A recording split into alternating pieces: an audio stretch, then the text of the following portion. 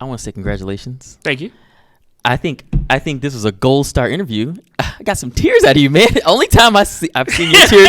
Only time I've seen your tears before was many years ago. So, but I do appreciate you being here and taking the time.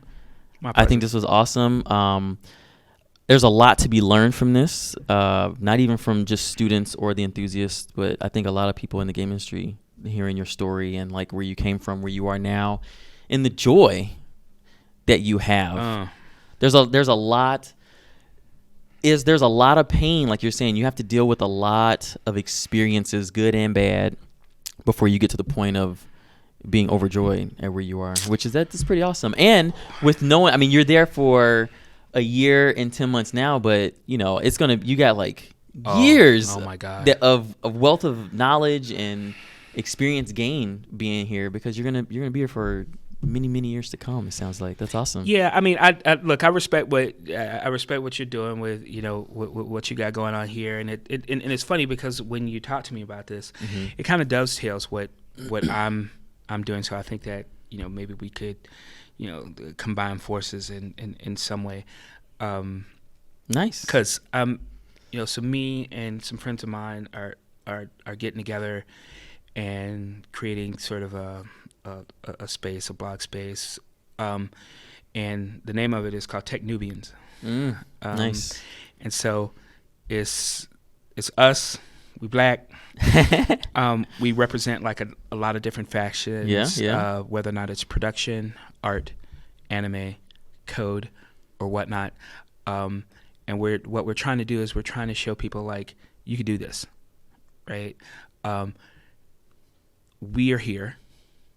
Have been here for some time, and you can check out our resume, because we're not just like some teachers who haven't done anything, from motion pictures to comics to great games to all those different things.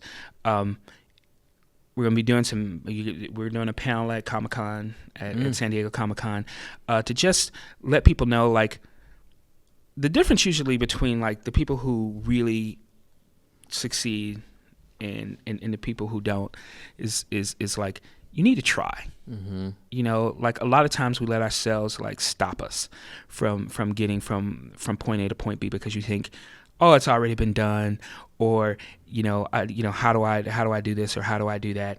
And what I want to do is I want to concentrate on dispelling this myth that you can't do these things, or that you're alone, right?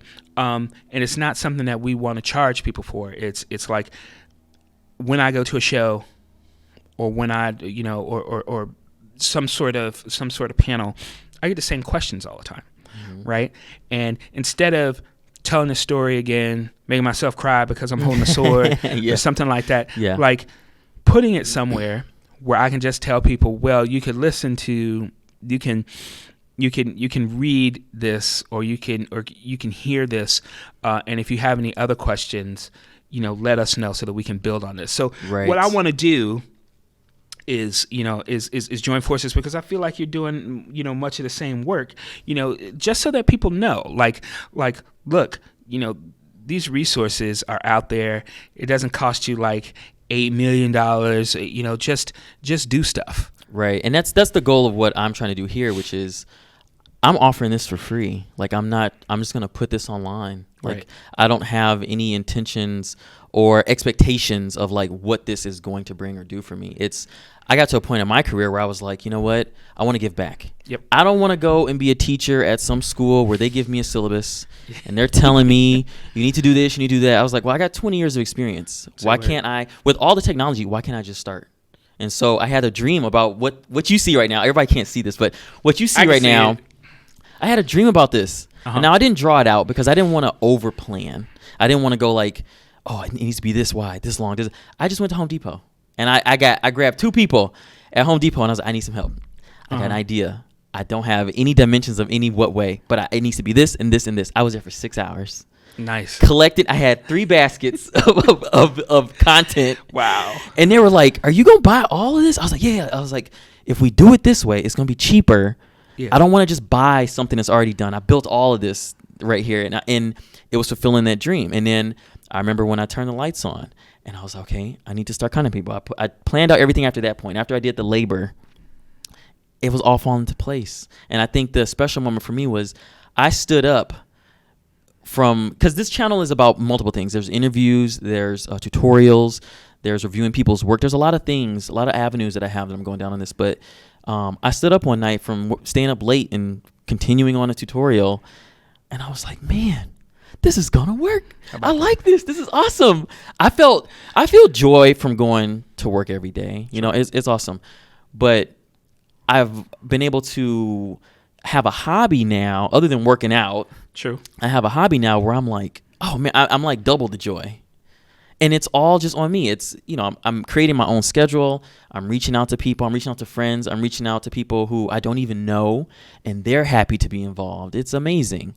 And it's amazing, man. I don't even know what else to say. Like, this was a dream that I'm trying to put into fruition, and I'm making it happen. And it's crazy. So I do like what you're talking about of showing people that you can really do, other than the benefits that I have from my career and the knowledge and experience I've gained in saving, and is the only way I would be able to do this in this capacity. Yeah. But that doesn't mean it can't be done. You can start at any stage. People just need to see us, Ed. People, look, like I said, I mean, this is year 30 for me. Yeah. Right. And when I go to,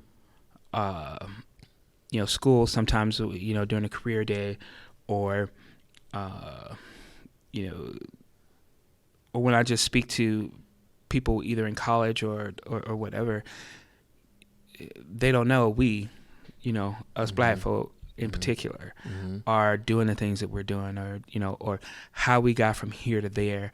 They need to see that, right? They need to see that we're here, that we've been doing this for a minute, and there's no reason why they can't, right? And it's not just restricted, obviously, to Black people, but you see enough, Japanese designers or. Well, I think it means a lot because, like, I'm from Detroit, and growing up in Detroit, there was none of this. There was no outlets to see. The comics weren't even a big deal in Detroit. It was all just music and auto. Like, I'm not even joking. People were in high school talking about, I'm going to work at Ford. I'm going to work at GM. Like, there was no other outlet. People were in the newspaper club because they were like, oh, I want to be a journalist, or I want to do this. Like, there was that creative aspect. It was almost non-existent for what we do now. So my boy Leon Pryor, who is part of the whole Tech Nubian clique, is from Detroit. Moved back to Detroit.